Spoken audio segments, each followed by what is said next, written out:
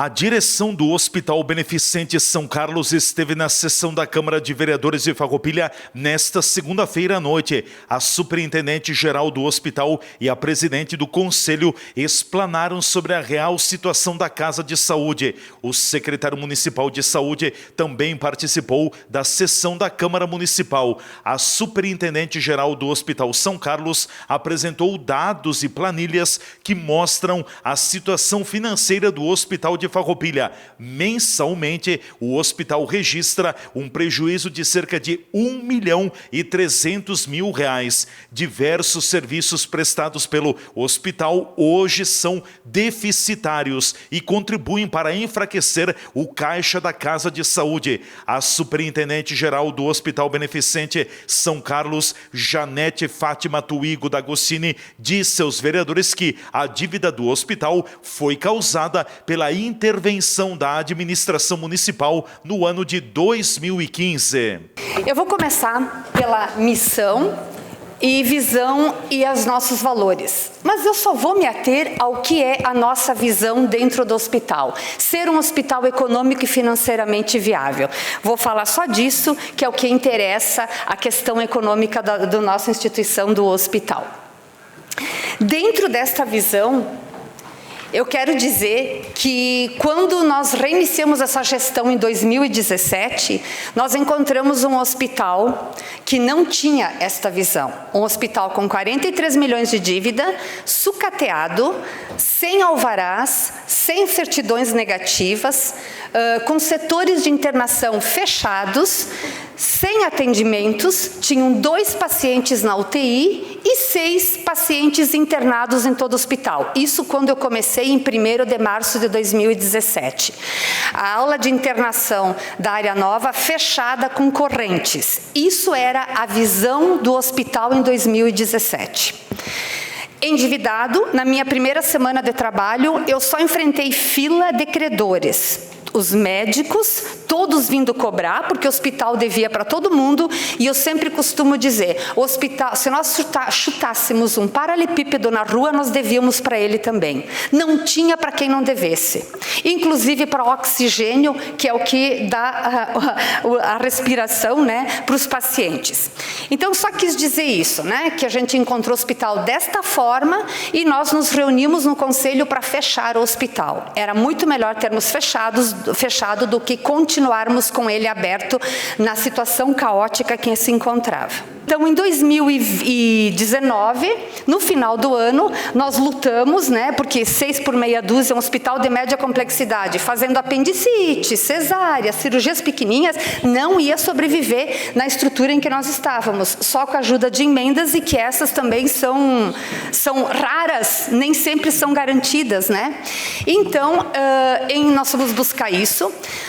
Nós vamos buscar, mas não é ir buscar, sim, me dá alta complexidade. Não, nós obedecemos critérios rigorosos com o Ministério da Saúde para conseguir vir a alta complexidade para o hospital. Foram muitas reuniões. Hoje, sim, o nosso hospital, ele é um hospital de referência para 34 municípios. Nós atingimos uma população de mais de 500 mil habitantes. Nós somos referência para Bento Gonçalves, que é maior que nós, na alta complexidade em traumato-ortopedia. Significa que a nossa emergência, ela é emergência mesmo, ela é porta aberta para atender o trauma, a coisa grave, o que tem risco de morte. E também, além da emergência, com a alta complexidade e com a referência desses 34 municípios, nós temos também as cirurgias eletivas. Então, às vezes vocês veem muitas ambulâncias estacionadas em frente ao hospital de diversos municípios, mas não é para emergência, é o ambulatório, porque elas vêm para fazer as cirurgias, aí depois elas vêm para pré-consulta, pós-consulta, consulta de revisão, tira gesso, bota gesso, enfim, todo esse pessoal que vem para suas revisões ali no hospital, que é a parte ambulatorial, não é a emergência. Em sendo essa referência, a partir de 2019, 2020 e 2021, em 2019, no final dela, com o advento da alta complexidade, nós começamos a pagar o FGTS dos funcionários, que estava atrasado, que os parcelamentos que existiam no passado, na época da intervenção, foram parados, eles não continuaram os parcelamentos. Todo mundo sabe aqui o que é parar os tributos, né? O que é não pagar os tributos. Então, FGTS, INSS, tudo que é descontado das notas fiscais dos nossos prestadores, das nossas pessoas jurídicas, das equipes de médicos, nós não pagávamos isso, era descontado da folha, mas nós não pagávamos. Nós não, né? Até 2019. Por quê? Não tinha como pagar. Ou sobrevivia, ou começava a roda girar do hospital, ou fechava realmente. E foi assim que nós começamos a fazer a roda girar do hospital. Aí vocês podem me perguntar, mas por que vocês naquela época não pagaram as trabalhistas, os processos trabalhistas, os processos cíveis que a gente tem, que não é pouco? Ou tu faz o hospital girar, ou vai tentando fazer ele dizer para os nossos credores, olha, vocês aguentem ali, que no nosso fluxo de caixa, no nosso planejamento está desenhado que a partir de 2021, se tudo correr bem, a gente começa a pagar o passado. Mas o presente, desde 1º de março de 2017, e já fizeram 5 anos, nós pagamos rigorosamente em dia salários, tudo o que faz o hospital gerar, nós pagamos rigorosamente em dia. Porque além de tudo que a gente perdeu a credibilidade. Então, o funcionário não queria mais vir trabalhar porque há comentário lá fora que não pagavam salários. O sindicato fazendo churrasquinho em frente ao hospital para fazer greve porque não pagavam salários. E naquele ano de 2017, é claro que 2 maravilhosas empresárias que são do nosso conselho nos ajudaram, nos emprestaram recursos para pagar o 13º, para poder passar o ano de 2018. Aí 2018 teve emendas que nos ajudaram. 2019 pouquinhas, mas também veio.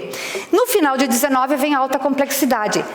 Aí, a nossa AIH, para vocês entenderem, a autorização de internação hospitalar, se a média dela é R$500, a média com alta complexidade passou a ser R$800. Então, a pessoa interna no hospital, ela pode ficar um mês, uma semana, 15 dias, nós vamos ganhar os mesmos R$800. Durante esse tempo que ela fica internada, é uma tomografia em cima da outra, é laboratório, é exames, até cirurgia dentro desses R$800. Uma tomografia, ela custa, só ela, R$200 e poucos. Chega um baleado lá na nossa emergência, é um movimento louco. Nós ganhamos R$11 do SUS para atender na emergência. Uma bolsa de sangue está R$800. A gente já teve casos lá na emergência, não foi para o andar e nem para a UTI, nem para o bloco, de usar 4 bolsas de sangue na emergência, R$800 cada bolsa. O SUS não paga. Eu vou mostrar na planilha em seguida o porquê do déficit do hospital. Então, aqui, continuando esse assunto, o nosso risquinho azul começou a melhorar em 2019 com alta complexidade, 2020 e 2021, subiu bastante. Por quê? Veio a pandemia, nos pegou todo mundo de surpresa. A pandemia veio muito recurso federal na pandemia, não foi só para o nosso hospital. O Brasil inteiro, os hospitais do Brasil inteiro e os estados do Brasil inteiro receberam muito recurso federal para arcar com a pandemia. Eu só vou exemplificar para vocês entenderem bem. O SUS paga para nós uma diária de UTI R$380. R$380 não paga o filtro que é trocado cada 72 horas no respirador. Nem estou falando de antibióticos e de todo o resto que vai dentro da UTI. Na época da pandemia, o governo federal pagou R$1.600 a diária. Não cobria os gastos do Covid, mas melhorou muito. E também, durante o ano de 2019, 2020 e 2021, pandêmico, o governo federal mandou recurso específico para internação, específico para UTI, específico para reformas, específico para aquisição de equipamentos. Então, além dessa comunidade maravilhosa que nós temos aqui em Farroupilha, com aquela semana que a doutora Eleonora e a Silvia Rossi levaram em frente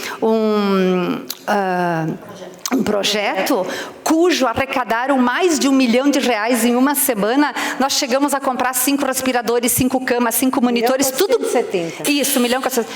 Tudo que diz respeito ao nosso, a um leito de UTI. Então, assim, e depois disso veio os recursos federais. Então, hoje nós estamos com 2 UTIs, que nós vamos ver no quadro seguinte. Nós temos emergência e bloco cirúrgico totalmente equipados com o que tem do bom e do melhor. Tá? Então, é isso que aconteceu durante esses 2 anos pandêmicos. É claro que a pandemia, nós não colapsamos, porque nós nos planejamos para isso. Não faltou oxigênio, não faltou nada disso. Eu só esqueci de dizer, lá no comecinho, né, quando a gente estava no fundo do buraco, que quando eu entrei em março de 17, nós devíamos mais de 600 mil só para o oxigênio, e o oxigênio é uma empresa multinacional, e numa primeira emenda que nós recebemos, nós fizemos uma videoconferência com São Paulo, que a empresa é de lá, e dissemos assim, eles vão deixar de fornecer oxigênio para o hospital. Então, para que manter o hospital aberto? Então, nós negociamos, olha aqui, ó, nós devemos 600 mil, a gente recebeu a emenda. Aí nós fizemos a proposta, a gente paga 50% à vista. E eles aceitaram. Então, ainda aceitaram nós pagar 300 mil da dívida, mas isso vinha lá de 2014, 2015, sem juros, sem correção, sem absolutamente nada, e ainda dividido em 2 meses, 150 mil cada mês. E foi assim com outros fornecedores primordiais para o hospital funcionar. O oxigênio foi um exemplo que eu dei, mas era soro, medicamentos, todos os fornecedores, nós devíamos para todos, não tínhamos crédito. Então, foi assim que a gente conseguiu ir patinando e dando a volta. Por isso que eu sempre digo, eu sou pedinte, né, doutor Nelson? O senhor disse que nós somos pedintes, mas é assim que funciona o hospital. O hospital é filantrópico. Após a explanação de Janete Toigo D'Agostini, a presidente do hospital também fez o uso da palavra e falou sobre a situação vivida pela Casa de Saúde. TV Serra Comunidade, repórter Leandro Adamati.